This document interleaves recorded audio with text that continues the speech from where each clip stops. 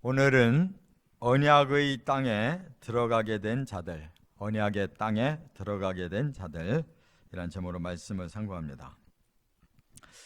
지금 우리가 상고할 그 오늘 본문은 배경이 여기 26장, 27장 그리고 건너뛰어서 32장인데 우리는 지금 이렇게 건너뛰게 되지만 이게 연대기 성경으로 읽으면 26장, 27장 다음에 32장이 옵니다.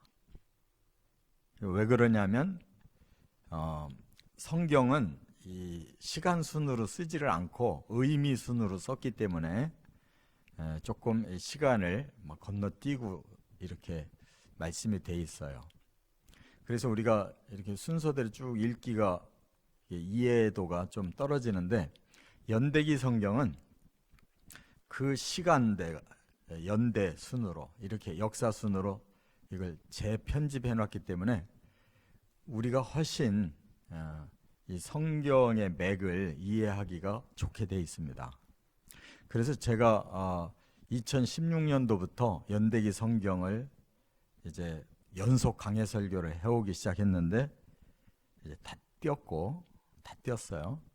그리고 제가 다시 그 연대기 성경의 그 맥을 가지고 지금 핵심을 이렇게 추려나가고 있는 중입니다. 그래서 올해 300개 정도 이렇게 핵심을 추리려고 계획을 한 걸 여러분들에게 말씀을 드렸어요. 그 왜 그러냐면 성경이 워낙 방대하기 때문에 시간 순으로 읽어도 너무너무 많아서 그게 머리에 다 들어오질 않아요.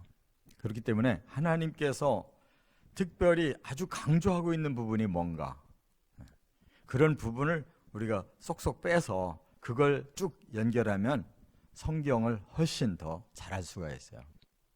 그래서 저는 지금 이제 오직 이 성경의 핵심을 우리가 추려서 하는데 온 힘을 다 쏟고 있는데 그러기 위해서는 여러 장을 전부 다 섭렵을 하고 그 속에서 하나님이 뭘 강조하시는지를 캐내야 되기 때문에 쉽지는 않습니다. 10번 설교할 거를 한 번으로 줄이는 것처럼 그렇게 이제 그 많은 그 시간이 투자가 돼야 되고 또 그러한 노하우가 없으면 쌓여 있는 게 없으면 불가능한 일인데 하나님께서 연대기 성경을 저한테 일찍 좀 알게 하셔서 많은 유익을 얻었고요. 그래서 오늘 본문 이 배경은 26장, 27장 그리고 32장으로 이게 연대기 순으로 넘어가는데 여기에 핵심 주제가 뭐냐? 아직 가나안 땅에 안 들어갔는데 언약대로 들어가기로 작정된 사람들이 오늘 본문에 나오는 거예요. 그 사람들 틀림없이 들어가는 거예요. 이게 중요하지 않습니까? 아직도 갈 길이 멀지만 들어갈 수 있는 자와 없는 자가 딱 구분돼 버려요.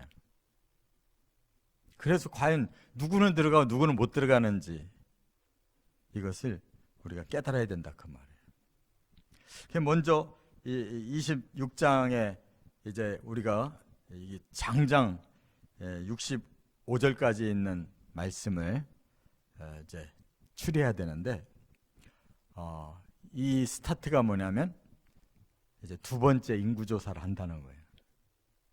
지금 출애굽한 지 40년째입니다. 40년째에 첫 번째는 1년 된 후에 시내산을 출발하려고 할 때 인구조사를 했는데 이제는 40년이 들어서서 바로 가나안 초입에서 두 번째 인구조사를 한다는 거예요. 이 명단에 들어가야 가나안 땅 들어가는 거예요. 근데 40년 동안에 명단이 확 바뀌어져 있어요. 사실상 처음에 있던 그 명단에 다 빠져버리고 두 사람만 명단에 들어가요. 여호수아 갈렙. 충격적인 일 아니에요? 40년 만에 이름이 싹 빠지고 60만 명이 싹 빠지고 새로운 60만 명의 이름이 들어가고 처음 1차 인구조사에 이름이 들어간 사람은 2차에 두 사람밖에 없다는 거예요. 여호수아 갈렙. 이거 굉장히 무서운 일입니다.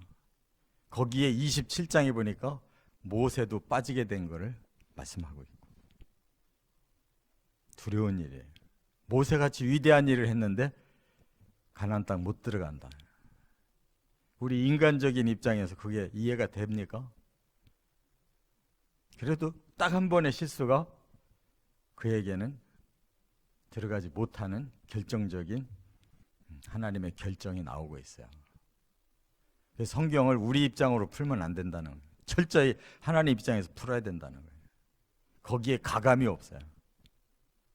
그리고 32장에서 일부 지파가 요단강을 건너 들어가지 않고 요단강 건너기 전에 지금 예행 연습으로 정복했던 땅에 머물고 싶어 해서 그들이 언약의 백성으로서 요단강 이전의 땅을 두 지파 반이 먼저 들어가게 된다는 거. 과연 그것이 좋은 건지 나쁜 건지 생각해 봐야 될 일은. 이렇게 하나님이 정확하게 그 언약에 대해서 들어갈 자, 못 들어갈 자, 그리고 그 언약은 늘 가나안 땅 하셨는데 지금 요단 못미처에 두 지파 반이 머무르게 됐다는 것도 생각해 봐야 된다는 거예요. 그래서 저나 여러분이나 정말 하나님이 원하는 게 뭔가를 확실히 깨닫고 거기에 목표를 두셔야 될 줄 믿으시 바랍니다. 첫 번째, 26장 1절부터 65절에서는 두 번째 인구 조사에 들어간 자들, 그들만 가나안 땅에 간 거예요. 두 번째 인구 조사에 명단이 들어가 있어야만 갈 수가 있다는 거예요. 그래서 두 번째 하나님이 인구 조사를 시켜요. 그런데 전체 명단은 비슷해요. 그대로 60만에. 근데 내용을 들어가서 보면 그 60만의 이름이 이전 사람들 다 없어졌어요. 새로운 명단에는 그 당시에 20세 미만이었던 아이들이 40년이 지나면서 이제 다 장년이 돼서 그 가장 나이 많은 사람이 이제 60년이 된 거예요. 그 이후에 어렸든지 새로 40년 동안에 새로 태어났던 그 40년의 세대가 올라갔단 말이에요. 그래서 처음에 이름이 다 담겨있던 60만 명이 다 빠지고 적어도 그 60세 이상 된 고령 중에 두 사람, 여호수아와 갈렙. 그래서 갈렙이 자기 나이를 거기서 소개하잖아요. 가나안 땅 들어갈 때 자기 나이가 85세라는 거예요. 그래서 40년 전에 25세였단 말이에요. 젊은 그런 나이의 청년의 나이 때 거기 명단에 들어 있었는데 40년 지나고 85세가 돼서 지금 들어가고 있는 두 사람만. 정말 성경을 읽을 때마다 소름 끼쳐요. 저나 여러분이나 천국은 가고 싶지만 기준은 그렇게 녹록한 게 아니라는 것을 깨달아야 돼요. 천국이 고귀하면 고귀할수록 그 카트라인이 엄청나게 세다는 걸 알아야 돼요. 여기서 사는 거나 별다름 없이 천국 가는 기준이 그렇다면 우리가 갈 필요가 없는 거예요. 우리가 스스로 기준을 낮춰버려 가지고 이 정도 살면 천국 갈 거다라고 생각한다면 천만의 말씀이 오산이라는 거예요. 그런 비전을 가지려면 아예 가지지 말고 이 땅에서나 재미있게 실컷 살다가 죽는 게 낫다는 거예요.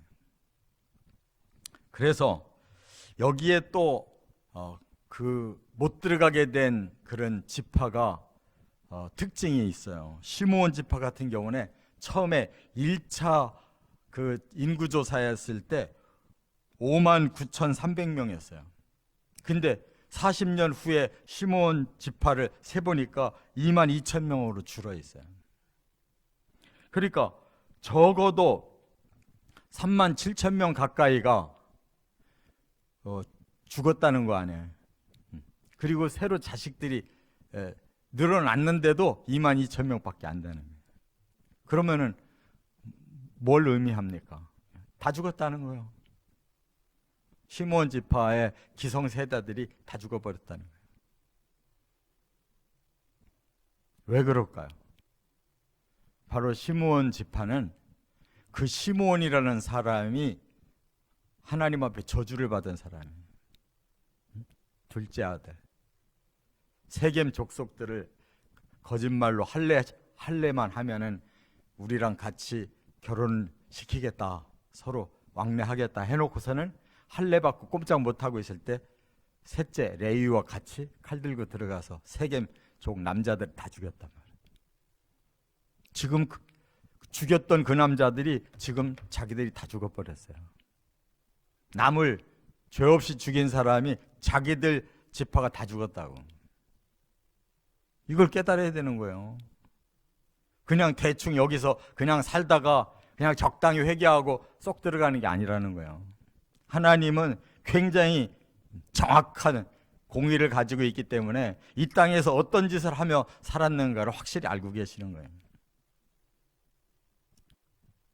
그 다음에 레위 지파 똑같이 숫자가 2만 명대밖에 안 돼요.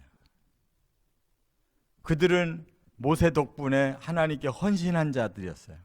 그러나 그들도 숫자는 하나도 늘어나질 않았다는 거예요. 그만큼 번성되지 못했다. 왜? 둘째, 셋째가 똑같은 하나님 앞에 저주를 받았고, 그래서 하나님이 흩어버리겠다고 하셨는데 레위 지파는 살아남아서 하나님 일을 하게 된 헌신자로서 흩어져 버려요. 전국에 지파로 뭉쳐 살질 못해. 헌신으로 흩어버렸어요, 하나님. 그러니까 우리가 얼마나 이것이 무서운 일인가를 깨달아야 된다, 그 말이에요. 하나님 앞에 헌신한 것은 참으로 잘된 일이지만은, 그러나 결국 같은 지파로서 뭉쳐서 살지 못하고 인간적인 육적인 면에서는 그들도 역시 그렇게 저주받는 자들과 똑같이 다 흩어졌다는 거. 그 다음에 민수기 14장 30절에 하나님께서 정탐꾼 12사람이 돌아와서 보고를 했을 때 거기서 반란이 일어났었잖아요. 그때 하나님이 뭐라고 맹세를 하시고 예언을 하셨냐면 너희들 다 죽는다. 여호수아와 갈렙 두 사람만 내가 원하는 대로 쳐들어가면은 가나안 땅 우리 것이 된다라고 말했던 그 보고했던 두 사람만 살고 나머지 다 죽을 거야. 거기에 미리암도 포함되고 아론도 포함되고 모세도 포함된 거예요. 다 죽는다는데 결국 마지막에 모세가 이 느보산에 올라가서 쳐다만 보고 죽고 가나안 땅 못 들어가요. 여호수아가 들어가게 된 거란 말이에요. 우리는 이 족보를 보고 그냥 대충 읽고 말잖아요. 하나님은 이렇게 정확하게 마지막에 이렇게 63절에서 65절에 끝마무리를 다 하시는 거예요.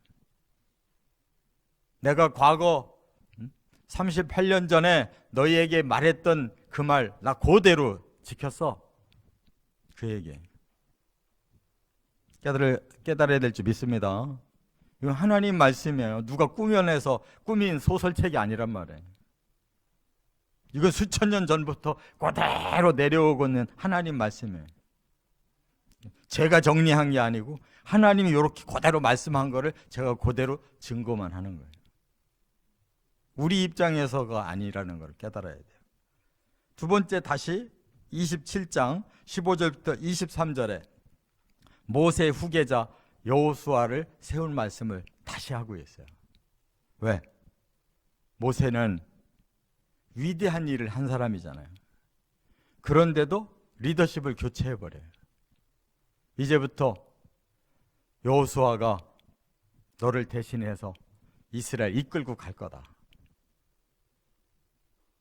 그래서 거기서 모세가 안수하고 자기는 느보산으로 올라가서 죽는 거예요. 거기에 뭐 군더더기가 없어요. 하나님이 결정하신 대로 모세는 순종하고 있고, 그동안 여호수아는 40년 동안 모세의 시종으로 살은 사람이에요. 그림자처럼 사는 사람이라고. 한 번도 그 모세 대신 뭔가를 해본 사람이 아니에요. 그런데 그 모세가 하던 일을 그대로 100% 이관을 시켜버려요. 이건 뭘 말하는 거냐? 모세도 하나님이 쓰신 거고 여호수아도 하나님이 쓰시기 때문에 두 사람 사이에는 한 사람은 너무너무 완성도가 높은 사람이었고 한 사람은 시종으로서 비서 역할밖에 못했던 사람이지만, 리더십 교체하면 모세 이상으로 여호수아 하나님 쓰신다는 거예요. 정말로 가나안 땅에서 그 정복 전쟁에서 여호수아가 완벽하게 사명을 감당하고 그도 죽잖아요. 그의 힘이 아니라는 거예요. 하나님이 시키시고 하나님이 능력 주셔서 태양도 머물게 했던 사람이에요. 깨달아야 될 줄 믿습니다. 우리의 힘이 뭐가 있냐고, 뭘 잘나서 뭘 내세울 게 있냐고. 다 똑같은 사람들인데 무슨 지도력을 타고났냐고. 하나님이 원하는 일에 자기는 그 틀에 맞게만 일하면 되는 거예요. 그 이상 분수를 우리가 넘치게 하면 안 되는 거예요. 모세는 자기 분수를 알아요. 딱 한 번 강구하고 아니다 하니까 그대로 순종해서 다 이관하고 죽어요. 이게 우리가 해야 될 이 땅에서의 마무리라는 거예요. 이것이 뭘 우리가 해놓은 게 대단하다고 그걸 가지고 질질 끌고 그러지 말아야 돼요. 그래서 여기에 놀라운 비밀이 뭐냐? 바로 18절 중반절에 보니까 하나님의 영이 여호수아에게 임했다라는 거예요. 그동안 40년 모세가 어떻게 일을 했느냐? 하나님의 영이 임해서 일한 거예요. 지가 일한 게 아니에요. 이제부터는 하나님의 영이 모세에서 여호수아에게로 들어가겠다는 거예요. 그때부터 여호수아가 탁월하게 쓰임 받은 거예요. 우리가 하나님의 영이 없이, 하나님의 진리가 없이 뭔 기준 가지고 우리 힘으로 살았냐고. 항상 하나님 말씀이 기준이 되고 항상 하나님의 영이 깨달음을 주실 때 거기 순종하면 일이 이루어진 거지, 우리 머리로 이룬 게 뭐가 있냐고. 깨달아야 될 줄 믿습니다. 교만 떨면 안 되는 거예요. 루하흐 아쉐르라고 그랬어요. 이 단어를 꼭 기억하세요. 루하흐 아쉐르. 하나님의 영의 임재가 우리를 끌고 가시는 거예요. 우리가 이거를 잊어버리고 내가 하면은 그거는 타락하는 거예요. 루하흐 하나님의 영이 아쉐르 임재하셔서 우리가 살고 있다는 걸 꼭 기억하시기 바랍니다. 그러면 나설 필요가 없는 거예요. 하나님의 영이 우리를 내보낼 때만 나서는 거고, 가만히 계시면 우리는 가만히 있어야 되는 거예요. 그 다음에 위탁하셨다고 그랬어요. 여기 18절에 보면 위탁, 치워타. 하나님이 위임했다는 뜻이에요. 하나님이 일을 주는 거예요. 하나님이 걷어가시고 하나님이 주실 사람은 주고. 이 치위타를 우리가 깨닫고 살아야 돼요. 내가 이것도 해보고 저것도 해보고 내가가 어디 있냐고. 하나님이 이 사람에게 위탁했다가 끝을 내고 저 사람에게 위탁했기 때문에 여호수아가 시작한 거예요. 자기들끼리 인수인계 아니에요. 하나님 인수인계를 시켜서 한 거다 그 말이에요. 이처럼 모세는 가나안에 못 들어가고 끝나고, 여호수아가 가나안 땅에 이스라엘 백성을 끌고 들어가 가지고 15, 16년 정복 전쟁에 탁월한 영도자로 쓰임 받아서 이스라엘이 가나안 땅에 정착한 거예요. 모세의 힘은 거기 하나도 없었어요. 모세는 광야에서만 힘을 쓴 사람이에요. 가나안 땅에 모세가 없었어도 하나님의 영이 여호수아에게 위탁하셔서 사용하시니까 다 되더라 그 말이에요. 믿으시 바랍니다. 우리 없어도 하나님 다 하셔요. 우리가 여기 존재해서 뭐가 되는 게 하나도 없어요. 세 번째, 32장 1절부터 42절까지는 요단 동편 땅을 분배받은 자들의 얘기를 일부러 하시고 있어요. 왜 하셨을까를 생각해 봐야 돼요. 가나안 땅은 벌써 600년 전에 아브라함으로부터 이미 언약을 받아서 지금까지 내려왔어요. 그런데 계속 가나안 땅이라고 하셨지 요르단 오른편이라고 하신 적이 없어요. 경계를 항상 요르단 강에다가 두셨어요.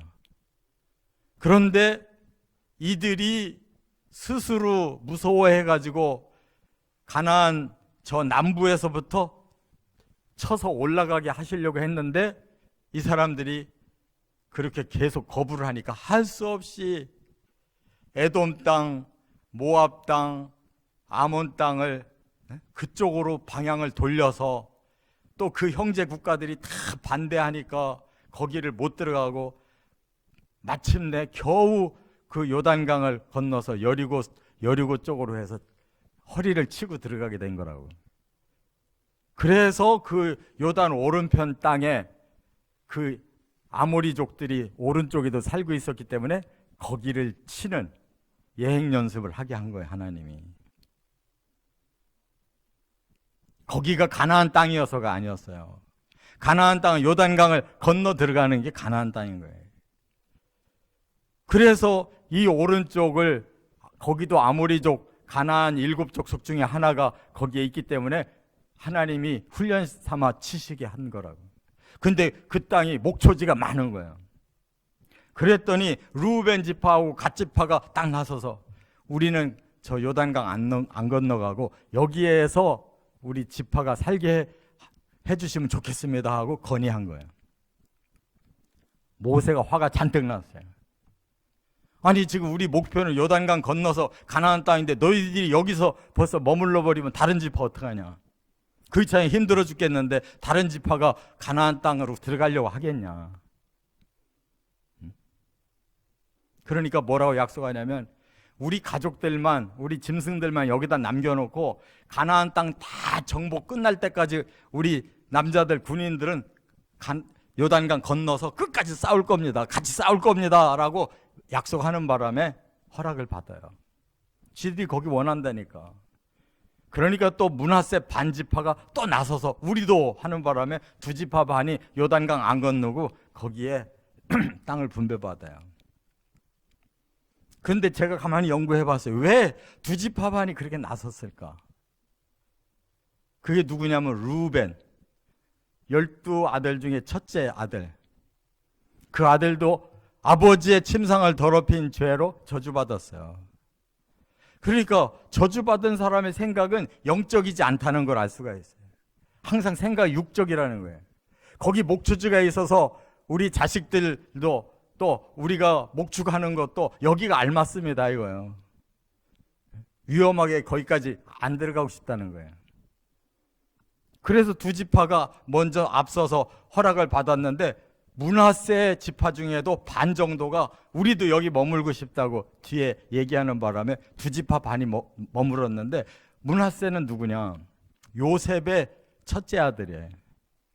근데 요셉이 하도 하나님 앞에 귀하게 믿음으로 살아서 애굽의 총리가 돼가지고 기근 속에서 이스라엘을 살리고 그 기근 속에서 이스라엘이 가나안 땅 들어가가지고 민족을 만드는데 공로가 컸기 때문에 루벤이 받을 그 장자의 육적 그 권리를 요셉에게 줬잖아요. 근데 요셉에게 죽음을 났는데 그 요셉의 큰아들이 므낫세예요. 오히려 동생만 못해서 이 안수를 바꿔서 뒤집어서 했다고. 하나님이 아시고 야곱은 장자에다가 오른손으로 안수해 주려고 했는데 야곱이 하나님의 뜻대로 손을 어긋맡겨서 작은 아들에게 안수했다고. 큰아들은 그야말로 육적인 생각만 있는 거예요. 루벤하고 똑같이 육적인 생각만 있어요. 그리고 갓은 누구냐? 레아가 아들 넷을 낳고 나니까 생산이 끊어졌어요. 그러니까 자기 여종을 갖다가 야곱에게 줘가지고 낳은 첫째 아들이 갓이야. 이 세 종류가 전부 뭐예요? 다 육적인 생각으로 사는 사람들이란 말이에요. 루벤 지파, 갓 지파, 또 므낫세 반 지파. 겉으로는 다 장자들이고 더 서자들 중에서도 제일 장자지만 실제로 생각들이 육으로 사는 사람들이란 말이에요. 그러니까 진짜 가나안 땅까지는 생각을 안 해. 이 오른쪽에 그냥 살고 싶다는 거예요. 결국 거기 살아요. 그리고 역사가 흘러서 그들이 어떻게 됐을까요? 가나안 땅보다 더 먼저 망해버렸다니까. 거기가 더 먼저 점령돼가지고 이스라엘 그 민족이 제일 먼저 망한 데가 요단 오른편 땅에. 깨달아야 되는 거예요. 우리가 육적인 생각을 가지고 똑같이 신앙생활을 한다고 영적인 사람과 똑같이 되는 거 아니라는 말이에요. 겉만 그리스도인이지 속이 육으로 꽉 찬 사람들은 요단강 넘어 천국에 못 가는 거예요. 깨달으시 바랍니다. 무늬만 그리스도인이라고 천국 가는 게 아니에요. 아예 그들의 마음속에는 요단강 건너 그 가나안 땅, 언약의 땅에 생각도 없는 사람들이에요. 안 믿는 사람하고 똑같이 이 땅이 우리들이 살기 편하고 복받고 여기서 오래 살면 더 좋겠다라고 생각하는 사람들은 천국 못 가는 거예요. 깨달으시 바랍니다. 이렇게 하나님 말씀이 엄중하다는 거. 누가 들어가고 누가 못 들어가는가. 자기들 자신들이 들어갈 생각이 없는 사람들은 못 들어가는 거예요. 이렇게 하나님의 말씀은 읽어보면 엄중하잖아요. 조금만 알아도 너무 뚜렷하잖아요. 60만이 다 빠져버렸다는 거, 모세까지 빠져버렸다는 거, 요단 오른쪽에서 머물러 보겠다고 하는 두 지파 반이 빠져버렸다는 거. 이걸 하나님이 말씀하고 있지 않냐 말이에요. 성경 뭐하러 읽냐고. 이런 거를 깨닫고 똑바르게 믿고 똑바르게 가려고 성경 읽는 거고, 그래서 하나님의 성령이 우리에게 깨우침을 주시기를 간절히 소망하고 사모하는 거 아니에요? 뭐 때문에 신앙생활 하고 있냐고. 똑바로 믿고 똑바로 길을 가시기를 주의 이름으로 축원합니다.